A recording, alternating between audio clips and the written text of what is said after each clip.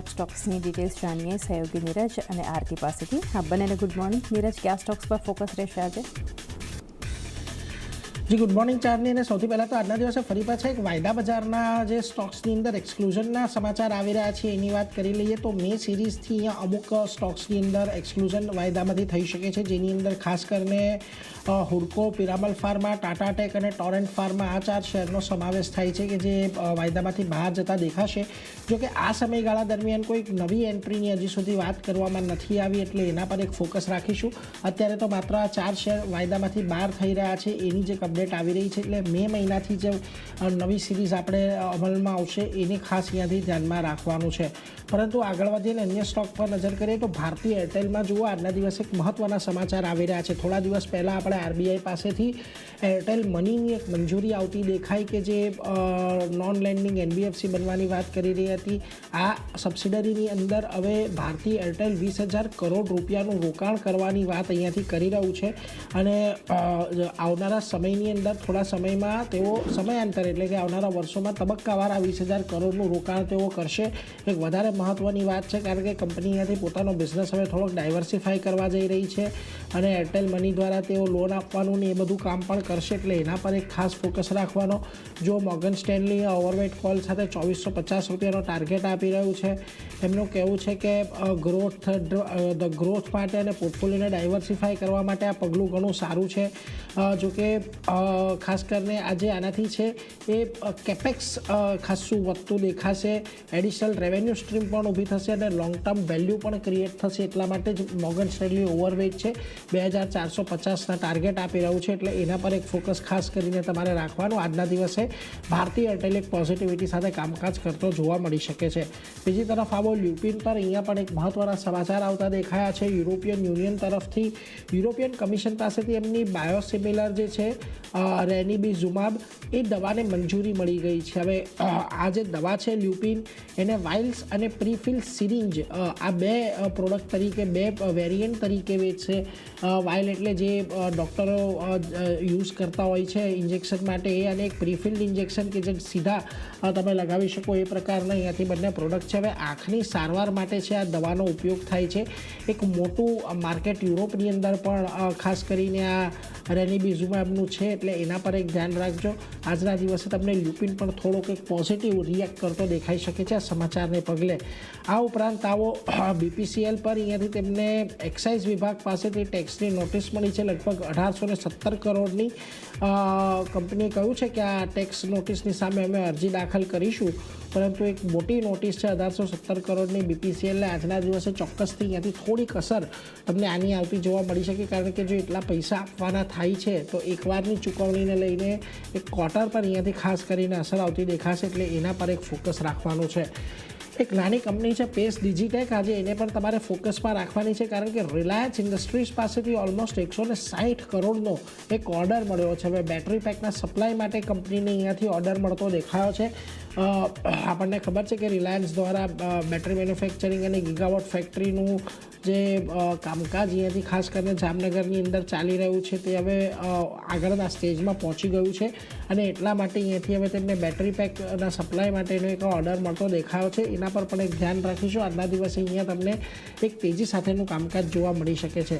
અને છેલ્લે મારા તરફથી શેલેટ હોટલ્સ પર ધ્યાન રાખજો. હૈદરાબાદમાં 330 રૂમની લક્ઝરી હોટલ કંપની ડેવલપ કરવા જઈ રહી છે ને આના માટે 633 કરોડ રૂપિયાના તેઓ રોકાણ કરવા જઈ રહ્યા છે, એટલે એના પર એક ફોકસ ખાસ કરીને રાખવાનો છે.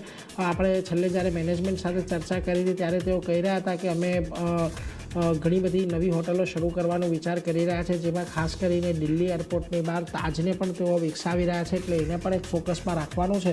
એટલે શેલેટ હોટલ્સ પર અહીંયાથી ફોકસ રાખજો, જે પ્રકારે આપણને એક સારી તેજી આજના દિવસે અહીંયા જોવા મળી શકે છે. તો આ બધા કાઉન્ટર્સ છે, ખાસ કરીને ભારતીય એરટેલ, લ્યુપિન અને શેલેટ હોટલ્સ પર તો ફોકસ રહેશે, પરંતુ આરતી તમારા લિસ્ટમાં પણ ઘણા બધા સ્ટોક્સ ખાસ ક્યાં નજર? જેને પણ ઘણા બધા કાઉન્ટર છે. શરૂઆત આપણે સાઇન પોસ્ટ ઇન્ડિયા સાથે કરીએ તો અહીંયા જે સમાચાર મળતા દેખાઈ રહ્યા છે, ઓર્ડર મળ્યો છે કંપનીને. પોઝિટિવ ન્યૂઝ છે, કલકત્તા મ્યુનિસિપલ કોર્પોરેશન પાસેથી ઓર્ડર મળ્યો છે અને 450 કરોડનો ઓર્ડર કંપનીને મળતો દેખાઈ રહ્યો છે, એટલે એક પોઝિટિવ એક્શનના કાઉન્ટર બતાવી શકે છે, તો અહીંયા એક ધ્યાન રાખવાનું રહેશે. નેક્સ્ટ કાઉન્ટર પટેલ એન્જિનિયરિંગનું કાઉન્ટર છે. બિડર તરીકે અહીંયા કંપની જાહેર થઈ છે, જ્યાં જોઈન્ટ વેન્ચર જે છે તે 133 કરોડના ઇરિગેશન પ્રોજેક્ટ માટે L1 બિડર જાહેર થયું છે. આ સાથે મહારાષ્ટ્રમાં ઇરિગેશન પ્રોજેક્ટ માટે કંપનીનું જે જોઈન્ટ વેન્ચર છે તે L1 બિડર જાહેર થયું છે અને મહારાષ્ટ્ર કૃષ્ણા વેલી ડેવલપમેન્ટ કોર્પોરેશન પાસેથી અહીંયા બીડ મળતી દેખાઈ રહી છે. કંપનીનો ઓર્ડરમાં હિસ્સોની જો વાત કરી લઈએ તો લગભગ 67.96 કરોડનો આપણને રહેતો દેખાઈ રહ્યો છે, તો ધ્યાન રાખવાનું રહેશે. એક પોઝિટિવ એક્શન અહીંયા પણ આજે આગળ વધતી દેખાઈ શકે છે. અહીંયા એક પટેલ એન્જિનિયરિંગના કાઉન્ટર પર ધ્યાન રાખવાનું રહેશે. નેક્સ્ટ સંવર્ધન મધરસનનું કાઉન્ટર છે. નવા પ્લાન્ટનું ઉદ્ઘાટન કરવાના સમાચાર છે. પોઝિટિવ એક્શન જોવા મળી શકે છે કાઉન્ટરમાં, જ્યાં ખાસ કરીને મેરેલી સાથેના જોઈન્ટ વેન્ચરમાં કંપનીએ ગુજરાતના સાણંદમાં મેન્યુફેક્ચરિંગ પ્લાન્ટનું ઉદ્ઘાટન કર્યું છે. આ સાથે જ ઇટલી સ્થિત ઓટોમોટિવ સપ્લાયર કંપની છે મેરેલી, જેની સાથે જોઈન્ટ વેન્ચરમાં ગુજરાતમાં આ મેન્યુફેક્ચરિંગ પ્લાન્ટનું ઉદ્ઘાટન કરવામાં આવ્યું છે. પ્લાન્ટમાં ઓટોમોટિવ લાઇટિંગ સિસ્ટમનું મેન્યુફેક્ચરિંગ અહીંયાથી કંપની કરતી જોવા મળશે. તો ઘણા પોઝિટિવ સમાચાર છે. ગઈકાલે પણ એક સારી એક્શન આપણને કાઉન્ટર પર બનતી દેખાઈ હતી. આજે આ સમાચારના લીધે તેજી આગળ વધતી દેખાઈ શકે છે. સંવર્ધન મધરસન ફોકસ રાખવાનું રહેશે. નેક્સ્ટ કાઉન્ટર JSW ઇન્ફ્રાનું કાઉન્ટર છે. અહીંયા પણ પોઝિટિવ સમાચાર આવતા દેખાઈ રહ્યા છે, જ્યાં JSW ઇન્ફ્રા માટે એક મહત્વપૂર્ણ અપડેટ આવતી દેખાઈ રહી છે.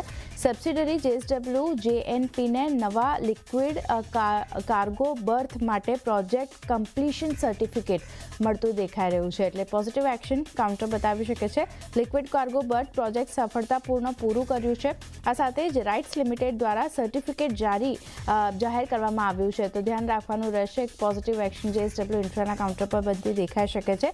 સબસિડરી JSW JNPને આ સર્ટિફિકેટ જે છે તે અહીંયાથી મળતું દેખાઈ રહ્યું છે, એટલે થોડી ઘણી અસર પોઝિટિવ JSW ઇન્ફ્રા પણ બતાવી શકે છે.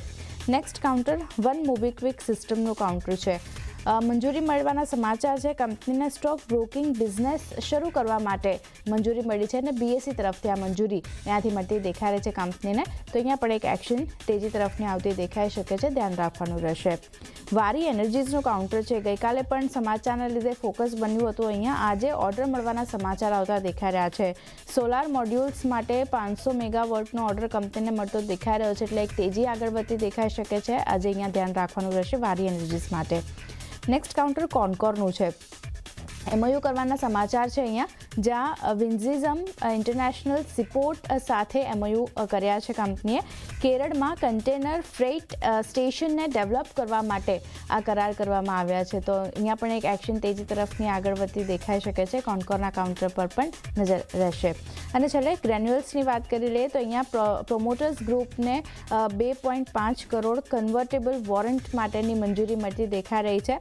નોન પ્રમોટર કેટેગરીને 51.3 લાખ ઇક્વિટી શેરની પ્રેફરન્શિયલ ફાળવણીને મંજૂરી મળી છે અને લગભગ 585 રૂપિયા પ્રતિ શેરના ભાવ પર આ 51.3 લાખ શેર્સ અહીંયાથી કંપની ફાળવતી જોવા મળશે, તો ધ્યાન રાખવાનું રહેશે. ગ્રેન્યુઅલ્સ ઇન્ડિયા અહીંયા પણ જે રીતે એક પ્રમોટર ગ્રુપને કન્વર્ટેબલ વોરંટ માટે મંજૂરી મળતી દેખાઈ રહી છે, અને એક્શન કાઉન્ટર આપણને બતાવી શકે છે.